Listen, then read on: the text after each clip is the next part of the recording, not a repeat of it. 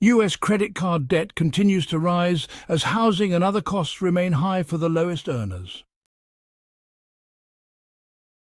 Americans are racking up credit card debt as they struggle to keep up with the cost of living. And experts say those who earn the least are the hardest hit. Total credit card balances rose 5.8% from a year ago to $1.14 trillion, according to a recent New York Fed report. Equifax credit files through June show that credit card delinquency is still rising, but that delinquency on consumer finance loans and retail cards fell, and auto loan delinquency was flat. People use credit cards for all kinds of purchases, and despite the stereotype of consumers getting themselves into too much credit card debt so that they could buy a few extra flashy clothes or vacations, many of them are for necessities. So what does it mean for the economy that the average rate for people with a credit card balance was 22.76% in May, that there is an expansion of financial tech products like buy now, pay later, and that many Americans find themselves unable to pay off that debt? It depends on your role in the economy, financial experts and economists say. If you're in that half who's paying your cards in full and taking full advantage of rewards and buyer protections, life is great for you. That's a very different story from someone who's trapped in that expensive cycle of 20 to 25 to 30% interest month after month, said Ted Rossman, Bankrate senior industry analyst. Still, the rate of growth in credit card debt has accelerated, which Rossman calls potentially troublesome. It's impossible to look at rising credit card debt without acknowledging the high cost of living, such as housing prices. The Consumer Price Index, a measure of inflation, showed that in July, shelter increased 0.4% and made up 90% of that month's rise in the All Items Index. Inflation is definitely contributing to higher balances. Even if it's a category like rent, which most people are not putting on a credit card, if you're getting squeezed on rent, you have less money to go around for groceries and gas and other things that maybe you are putting on a credit card now, he said. The Federal Reserve's campaign to raise interest rates to bring down inflation also affects credit card debt, and some economists say it is fueling economic inequality. Although the Fed paused rates last year, they are still fairly high and influence credit card rates. The Fed may cut rates in its September meeting if it continues to see cooling inflation data.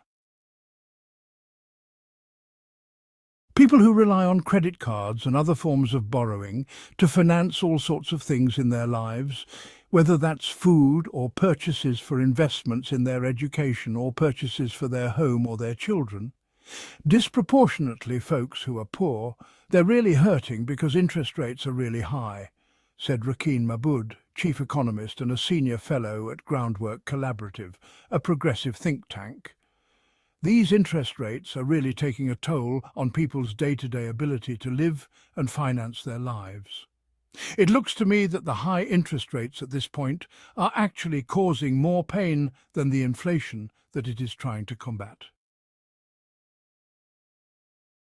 In addition to the impact of the federal funds rate on credit cards, consumers are facing high annual percentage rate margins, or APR margins, which the Consumer Financial Protection Bureau said were an all-time high in a February report.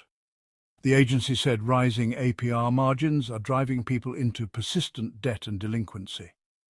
Credit card companies are gouging consumers with record-high APR margins, which sit on top of the Fed's already high interest rates.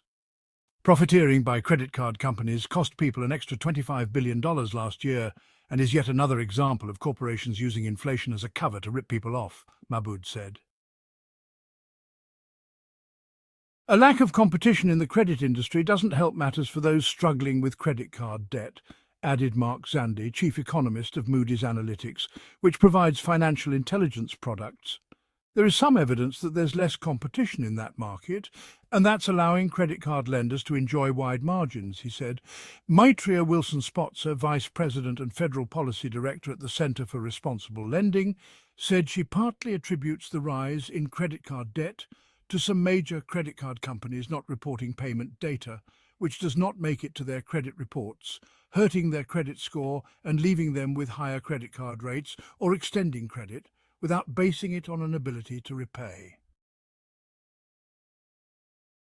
Consumers also have access to more financial tech products like earned wage access programs, which let employees access their pay earlier for a fee and buy now pay later products, said Wilson Spotzer. These products are not regulated in the same way as credit cards.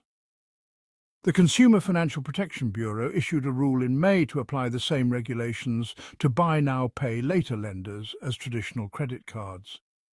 There's no obligation to ensure an ability to repay for the consumer, so that debt, which is kind of this phantom in the room, is combining with credit card debt, which I think is probably one of the reasons why we're seeing an increase in delinquency among some consumers, she said.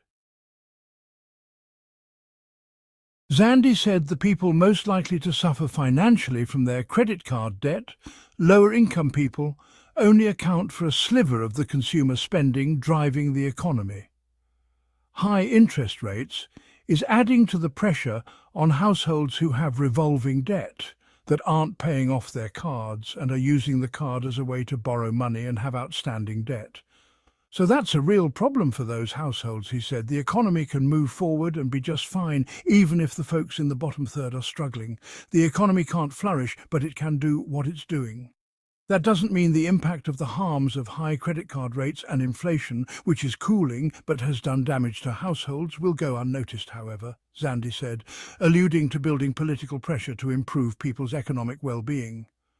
But the political and social implications are enormous. You can see it in our fracture of politics and what's going on in terms of the presidential election, he said. Politics has been affected by the fact that lower-income households have seen their share of the economic pie decline from where it was when it was at its peak back in the late 70s, early 80s.